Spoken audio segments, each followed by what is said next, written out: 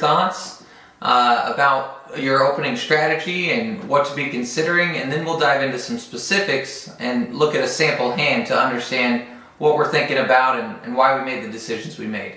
So the first big tip is you don't get too attached to your starting cards. So you're only going to start the game with 4 cards, and you're going to see hundreds of cards before the end of the game.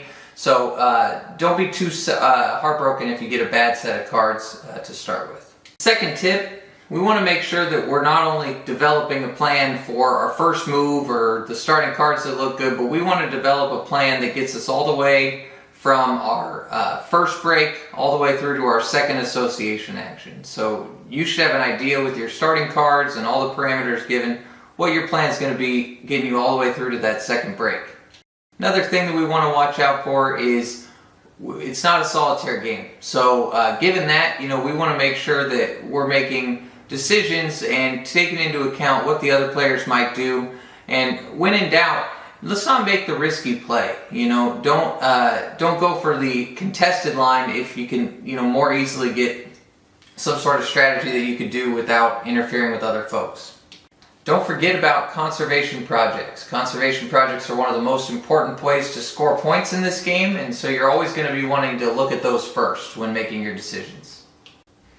So now that we've talked about some of the general rules here and some of the ideas you want to think about, we're going to dive into an example of what information is provided to us and then how we use that information to craft an opening game plan that's going to help us be successful. Now that we've taken a look at the big picture, we're going to take a dive in and look at all of the different pieces of information that are available when we're making our decisions as far as our opening strategy goes. So we're going to go over these in roughly the order of importance, and then we'll talk about what we might do in this specific situation. So first piece of information is going to be your player board, your map. I think that's one of the most important as far as your overall game plan for the game is going to go.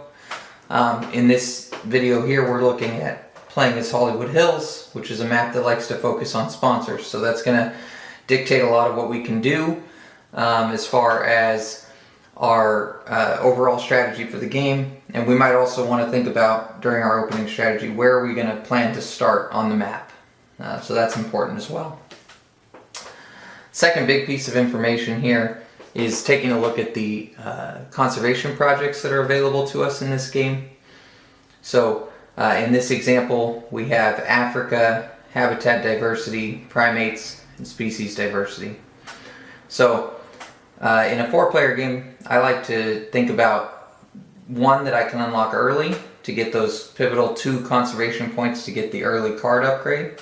And then the second is looking for one that I'm going to be able to get at 4 or 5 conservation points later in the game. Typically, as a rule of thumb, I'd like to get 2 max level conservation projects and 1 at the lowest level. That's obviously subject to change, but that's what I tend to aim for. Next piece of information, we're going to look at the position of our action cards here. Really, when we're looking at that, the most relevant is going to be association as well as cards. Association, because if our game plan is dependent on getting a particular partner zoo for an early conservation project or getting an early university, we need to be aware of whether our association is high enough up.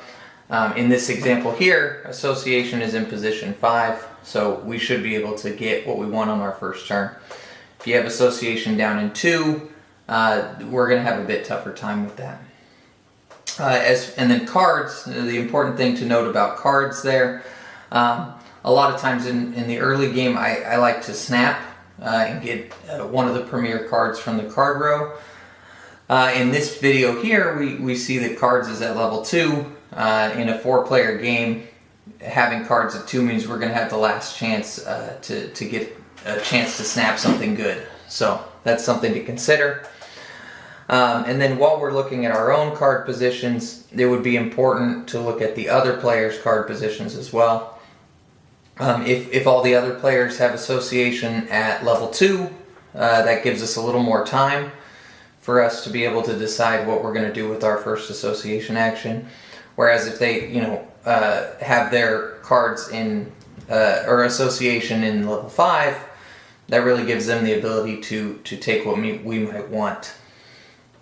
So to that point, that's the next piece of information you need to consider. Don't just look at your action cards, but look at everyone else at the table, and also take a look at turn order. So we can see here we're playing as black. We're in the 4th player position. So that's also going to weigh into our consideration here. If we take a set of cards that is really dependent on getting, let's say, the Africa Partner Zoo, if I'm 4th player, it's very unlikely. Well, it's not very unlikely necessarily, but it's less likely that we're going to get this Partner Zoo if another player, if all 3 of the other players have an opportunity to take that Partner Zoo.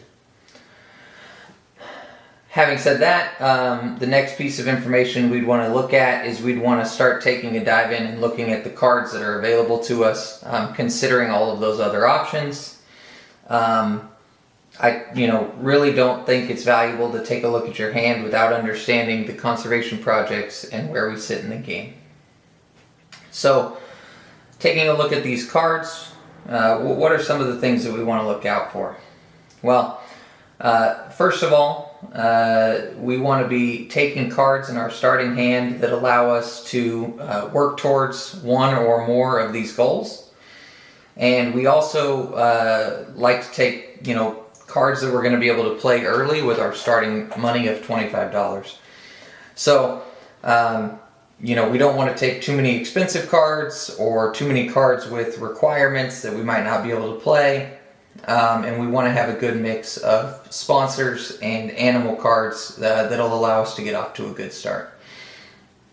So, in this example, I'm immediately drawn towards looking at cards like Expert on the Americas, Explorer, and Veterinarian. The reason being, these are all powerful cards in their own right. And if you remember, we're playing as the Hollywood Hills map, so we're very likely to want to play a large number of sponsors, and we're very likely to also upgrade to sponsors too, which is a good sign that we might want to look at these 3 cards. And then now looking at our animals.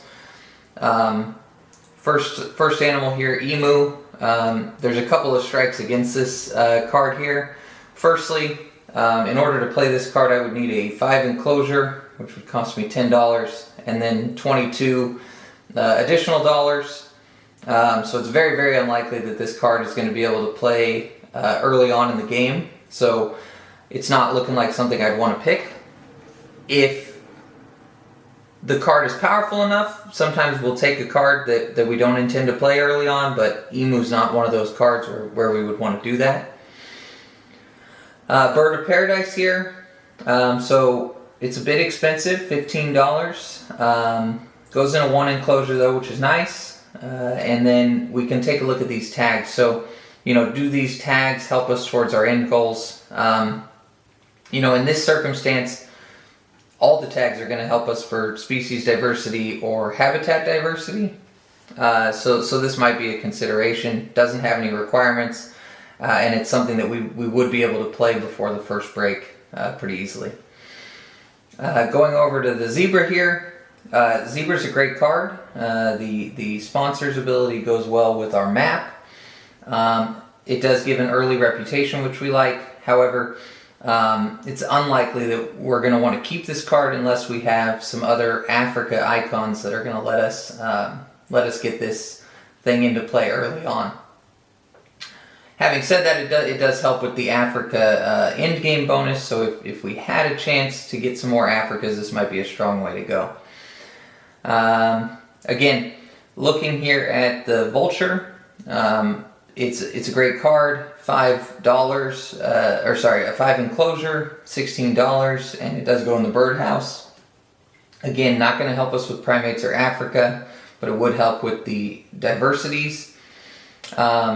6 points is a little low on the baseline, and again, we would have trouble playing this card for because it would cost 26 to build the enclosure and play the 16.